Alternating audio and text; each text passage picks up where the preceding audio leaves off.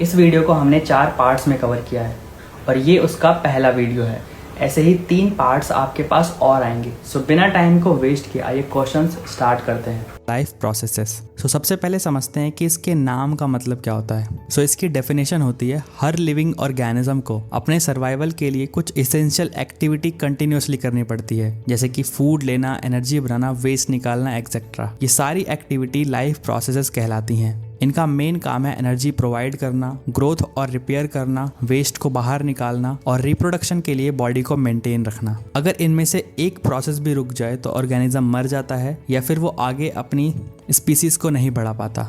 Life process को 4 parts में divide किया गया है। फर्स्ट है nutrition, second respiration, third transportation और फोर्थ एक्सक्रीशन। आइए चलो स्टार्ट करते हैं न्यूट्रिशन वाले पार्ट को। तो न्यूट्रिशन का मतलब क्या होता है? न्यूट्रिशन वो प्रोसेस है जिसमें ऑर्गेनिज्म अपने सराउंडिंग से फूड लेता है और उसको ब्रेक डाउन करके उससे एनर्जी, ग्रोथ और रिपेयर के लिए यूज करता है। अब एक क्वेश्चन आता है कि व्हाई इज न्यूट्रिशन नेसेसरी, जिसका फर्स्ट रीजन है एनर्जी प्रोडक्शन के लिए, ग्रोथ और डेवलपमेंट के लिए, डैमेज सेल्स की रिपेयरमेंट के लिए और बॉडी फंक्शन को अच्छी तरह से काम करने के लिए, मेंटेन रखने के लिए। न्यूट्रिशन को भी 2 पार्ट्स में डिवाइड किया गया है, ऑटोट्रॉफिक न्यूट्रिशन और हेटरोट्रॉफिक न्यूट्रिशन। सबसे पहले ऑटोट्रॉफिक को समझते हैं। ऑटो मीन्स होता है सेल्फ और ट्रॉफिक मीन्स होता है फीडिंग। इसमें ऑर्गेनिज्म अपना खाना खुद बनाता है। इसमें ऑर्गेनिजम्स सिंपल इनऑर्गेनिक सब्सटेंसेस का यूज करके कॉम्प्लेक्स ऑर्गेनिक फूड बनाते हैं और ये स्पेशली प्लांट्स के अंदर देखा जाता है और जिस प्रोसेस को बोला जाता है फोटोसिंथेसिस। अब जानते हैं फोटोसिंथेसिस के लिए रिक्वायरमेंट क्या क्या होती है। सबसे पहले आती है सनलाइट, उसके बाद क्लोरोफिल, फिर CO2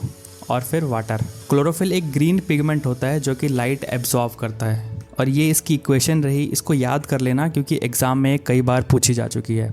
आगे बढ़ते हैं हेटरोट्रॉफिक न्यूट्रिशन के ऊपर। हेटरोट्रॉफिक न्यूट्रिशन का मतलब होता है कि वो ऑर्गेनिज्म जो अपने न्यूट्रिशन के लिए, अपने भोजन के लिए किसी दूसरे पर निर्भर रहते हैं। इसको कई टाइप्स में डिवाइड किया गया है। सबसे पहले है होलोजोइक न्यूट्रिशन। होलोजोइक न्यूट्रिशन का मतलब क्या होता है? फर्स्ट इंजेस्ट देन डाइजेस्ट, यानी कि पहले हम खाना खाते हैं और उसके बाद उसको बॉडी में ब्रेक डाउन करके सिंपलर सब्सटेंस में तोड़ते हैं और ये मेनली देखा जाता है ह्यूमंस में और मोस्ट एनिमल्स के अंदर। सेकंड पे आता है सैप्रोफिटिक न्यूट्रिशन। सैप्रोफिटिक न्यूट्रिशन के अंदर कोई भी ऑर्गेनिज्म डेड और डिकेइंग मैटर पर ग्रो करता है, उससे फूड लेता है। इसके एग्जांपल है फंगी और कुछ बैक्टीरिया। थर्ड पर आता है पैरासाइटिक न्यूट्रिशन। पैरासाइटिक न्यूट्रिशन में लिविंग ऑर्गेनिज्म एक लिविंग होस्ट पर डिपेंड करता है उसके न्यूट्रिशन के लिए। इसके एग्जांपल है टेप वर्म और कुस्कुटा प्लांट। नाउ रेस्पिरेशन की बात करते हैं। रेस्पिरेशन वो प्रोसेस है जिसमें फूड मॉलिक्यूल ब्रेक डाउन होते हैं और एनर्जी रिलीज होती है in the form of ATP। अब इसकी इंपॉर्टेंस क्या है? इसकी इंपॉर्टेंस है मसल मूवमेंट में,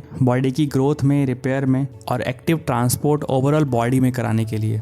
रेस्पिरेशन को 2 पार्ट्स में भी डिवाइड किया गया है, एरोबिक और एनारोबिक। एरोबिक में ऑक्सीजन रिक्वायर होती है, ग्लूकोज कंप्लीटली ब्रेक डाउन होता है कार्बन डाइऑक्साइड और वाटर में और ये देखा जाता है ह्यूमंस में और मोस्ट एनिमल्स में और इवन प्लांट्स में भी। एनारोबिक रेस्पिरेशन में ऑक्सीजन की आवश्यकता नहीं होती, ग्लूकोज इनकम्प्लीट ब्रेक डाउन होती है। इसको देखा जाता है यीस्ट फर्मेंटेशन में और मसल क्रैम्प में, जिसका रीजन होता है लैक्टिक एसिड।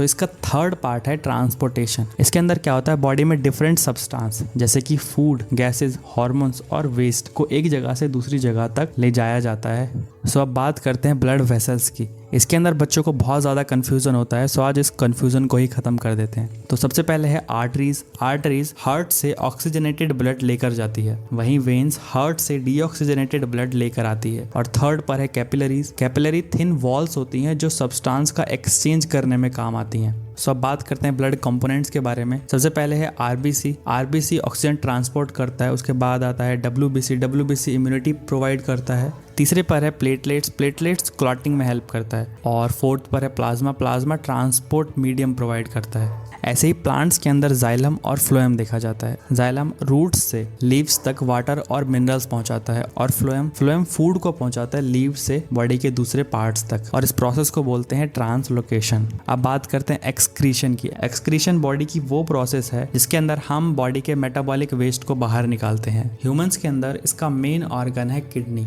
जिसका फंक्शन होता है ब्लड फिल्टरेशन का और एक्सेस वाटर को बॉडी में रीअब्सॉर्ब कराने का। वहीं प्लांट्स के अंदर अगर एक्सक्रीशन की बात करें तो प्लांट्स निकालता है गम्स और रेजिन्स और स्टोमेटा के थ्रू निकालता है कार्बन डाइऑक्साइड और ऑक्सीजन को। और प्लांट्स के अंदर प्लांट स्टोर करता है वेस्ट मटेरियल को ओल्ड लीव्स के अंदर और बार्क यानी कि छाल के अंदर। आपको ये वीडियो कैसी लग रही है कमेंट करके बताओ, और साथ में ये भी बताओ कि और इसके अंदर क्या इम्प्रूव किया जा सकता है।